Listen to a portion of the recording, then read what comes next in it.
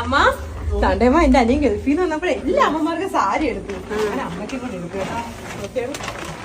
ഗൾഫിലെ സാരി ഞങ്ങൾക്ക് പറഞ്ഞുകൊണ്ടിരുന്ന എനിക്ക് ഇഷ്ടം പോലെ സാരി ഉണ്ട്. ഞാൻ അങ്ങനെ സാരി ഒന്നും ഉടുക്കൂല. ഞാൻ സാരി ഉടുത്തോണ്ട് എവിടെ പോവാ? എന്തിനാ ചെറുക്കമുള്ള കാശെല്ലാം കളഞ്ഞാ